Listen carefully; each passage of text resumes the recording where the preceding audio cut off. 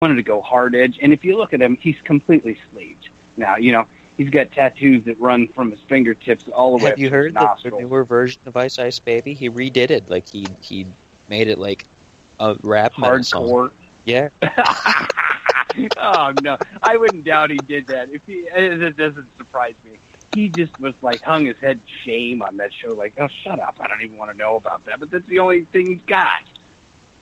He did have that house flipping business for a while. He was flipping those houses. I don't know if that worked out for him. He had that show, but I think people were getting upset because he'd like cut corners and stuff like that. But I don't see how that's too much different from a lot of people that flip houses, honestly. I mean, not to say that that's good or anything, but it's just what people do. You're telling me that guy was a realtor? Yeah, he would like buy these old dumped down houses and fix them up just enough to resell them for a little bit more money. Yeah, that's like hiring a witch doctor to perform cancer surgery. It's like, he's a doctor. No, he's not. He's got the voodoo doll on his shelf. What are you talking about? No, that's exactly what I'm saying. You can't equate. Of course, people are going to go, hey, let's go get on the television show and go buy a house for Mike. No. Oh, here's my last of this day in music. This is my last one. This is a very early 2000s topic right here. In 2013, the first ever YouTube Awards were held in New York City. The event featured Eminem, Lady Gaga, and MIA making live music videos for YouTube. Directed by the awards director Spike Jonze and others. Ooh, that's cult, isn't it? Now, hey, I want to tell you, you want culture. That's real culture right there. Oh, YouTube. Come on. Remember when our heroes, our musicians, we didn't really know what they looked like except on the cover of an album, and it didn't matter that half of them looked like, like they were bums in the street. They were putting out kick music. Well, that was the days when you could go to a restaurant, and if you just happened to have your favorite band in town, they'd walk in with none of their get-up on, and you almost wouldn't recognize them. They'd be such a completely different individual. Nowadays, everybody wears the same. Like, if you're a celebrity here, you got to be a celebrity every which way. Well, as a musician, listen, I'll tell you right now, if you are not the whole package as a musician or not marketing yourself as a video, as that kind of an entertainer that has some sort of a visual presence as well, you're definitely missing out on about half of your opportunities. And it's, I've had to embrace the video aspect of it when really that is kind of secondary to what I really love. But I realized that in this visual medium, this era, it, even as watered down as it is anymore because everyone's seen everything, it's just, you have to do it now, and it's just part of the art that is more of a nuisance, really, to me, than it is a part of being a musician. Yeah, that's definitely, image has become almost compulsory as far as being a musician. It's which is why a lot of the underground, like, electronic artists that I'm a fan of, because I go in two directions. I'm a big fan of, like, the indie scene and like real rock, like real metal stuff. But I'm also a fan of, like, these underground, like, electronica kind of people that you have no idea what they look like, because they don't really, when they do shows, they just have like a getup on. They have a mask. They're hiding behind screens the whole time. They never show who they are at all. So they have private lives whenever they want. And then just like and kind of like Dead Mouse with the big mouse head thing, kind of, and Daft Punk and those kind of guys. Hey, Dead Mouse was actually pretty damn awesome in concert. I saw him last year when he was in town doing Freak Night. He was actually pretty damn awesome. I'll hand it to him. I thought he was kind of like one of those just push a few buttons, pull a few knobs, and dance kind of DJ types at first. I thought he was a little bit generic at first because like a lot of people rode that DJ wave in the beginning. But he makes some pretty real soft, really nice, really beautiful piano music. Believe it or not. This is Mousehead guy? Mm-hmm. Yeah. Yep. Yeah, he has an album of about like maybe 7 tracks that are just they're really short, just little ambient piano pieces, and they're really well done, and they are nothing like what he does live at all. And they're just great. And I never would have thought about it if I didn't just think to type it in and see what he was doing. Yeah, Mrs. Spider in the chat room goes, Dead Mouse was pretty cool in Goat Simulator. Goat Simulator. Xbox. It's a game. It's a game. Who knew? Xbox. But yes, anybody I love Dead Mouse. I love Dead Mouse. Anybody who has an Xbox or an Xbox One, there's a game called Goat Simulator where you play as a goat and you just run around town, just headbutting people, flopping around. I want that game. You'll have fun. It's ridiculous. Like we played a game of air hockey with these big, giant, human-sized air hockey pucks, and the goats couldn't stand up straight. They could only kind of like flop around. So they flopped these pucks back. It sounds like it's like an animal rights suit waiting to happen, but it's not. There's no blood. The goats aren't getting hurt or killed or mangled or anything bad like that. It's not that kind of game. Nobody has bazookas. I would love to play that Spider. Oh, I am so into it, but my budget is all tied up, so I can't do anything. Christmas? Listen to me for Christmas, right? Yeah.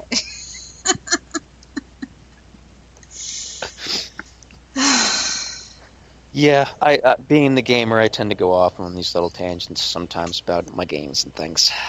That's all right. She brought it up, so it's her fault. Yeah. Well, she's used to my rants and tangents, so it usually comes like that's just what happens when you come around our house. Rants and tangents. I gotta go find this game. It's a goat, you ram people. It sounds hilarious. I've gotta see it. I'm gonna paste and copy this so I can look it up on Google. Hey, I did Google for the first time. So if you're still awake and still got things in your... Oh my god, really? That's a game. You've got to take a shot now. Yeah. Okay, so in the chat room, that's the game right there. Yep, Goat Simulator. You probably don't want to spell it wrong because who knows what kind of weird stuff you'll find if you get the wrong spelling. Oh my god, I can play it on the internet. There's an app to it. Ha! Get it on see? Google Play, buy it on Stream, download on App Store. Ooh, I can play it on my phone. Dude. Don't be alarmed, Scott. This is about the part in the show where, it being almost 3 a.m. here in Ohio, I just go off on these bizarre rants and tangents because that's what time it is, and that's the direction the show takes. Yes. We're basically winding down. Well, I was thinking... Goat Simulator sounds fantastic. I imagine next year they'll come out with Sheep Simulator. Oh, yeah. Somebody was working on, I guess, a bear simulator where you ran around as a bear through the forest, which was a little bit more violent because you're a bear and you have to catch salmon. It sounds ridiculous. Like, you run your little bear characters like into a stream and you try to catch the salmon. It just sounds like it's so simple and ridiculous, but you got to imagine how hard would that be running into a stream. You mean the object isn't the game? The object of the game isn't to hibernate through it? There might be a hibernation option. See, I haven't played it yet. Now I'm intrigued myself. It's amazing. We just turn it on and watch the bear sleep. Oh my! It's a perfect holiday game. It's like when you put on those fireplaces for the holidays on your TV because you don't have a fireplace. So just put the fireplace on the TV for 10 hours off of YouTube and put on some holiday music and make some fake crackling noises. Oh my god! Like in our family, we just turn on the television fire and all gather around. That's right. See, the TVs... Well, the TVs aren't as warm as they used to be, but if you got a plasma, you can still kind of get some heat off it. And maybe a little radiation, but that's God, radiation. Remember, our forefathers were banging rocks together and trying for 45 minutes to get a fire started. And we flick on the television and sit around and say, isn't this nice? It's crackling. It sounds pretty, too. It's like, God, we're so spoiled, man. And then we order out for pizzas. We complain about politics. This damn That's Donald right. Trump. I can't believe he said grab a woman. There, see, we've got all of our priorities all in order. Perfect. Yes, yeah. It really is a sad tale. Ah, goodness. Well, Shels, hey, while you're looking at Goat Simulator, it's also probably getting to be about that time where we have to talk about future shows. Yeah, we could do that, or we can play music, and then we'll come back and talk about that, because almost to our break.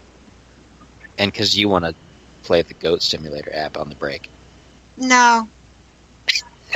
I go in the morning and play it, be late for work, because we all suck, but, you know. So, yeah, how about we take a little break real quick, because, really, I have to go to the bathroom. Oh, yeah, this is the time of the show when Shels has to pee. I'm coming up with a theme song for that. We're going to play it next time.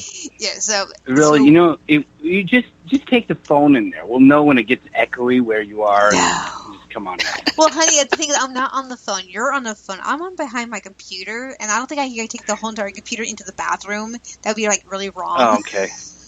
Okay, right. That would be talent right there. I mean, yes, this is a controversial talk show where you can talk about anything kind of stuff, but that's kind of like drawing the line. Mm-hmm. Agreed. All right, so here's a song called Unbelievable from Spreaker Speakeasy from London. And yes, my opinion, the whole election is completely unbelievable. There you guys go. Pay attention for a time, and soon your thoughts shall all be mine. Watch the pretty coin of gold, and you will do as you are told.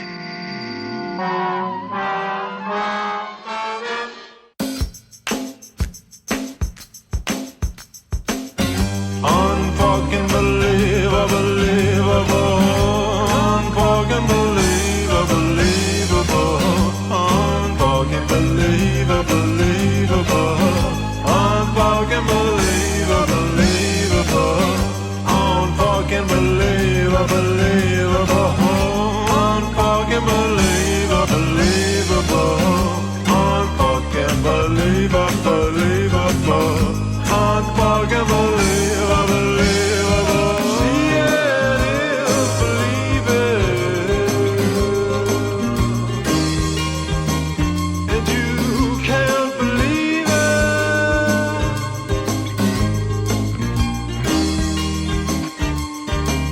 I only wish good things for you,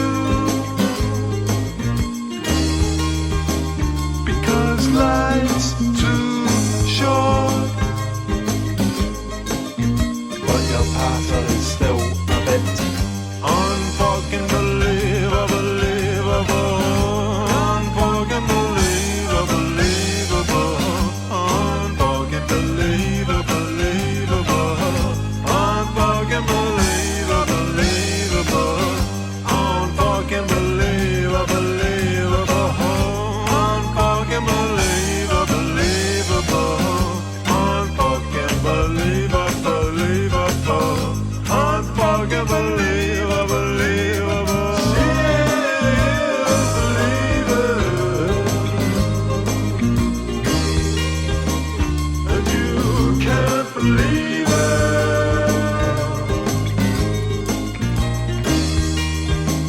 You know what? I only wish good things for you, because life's too short.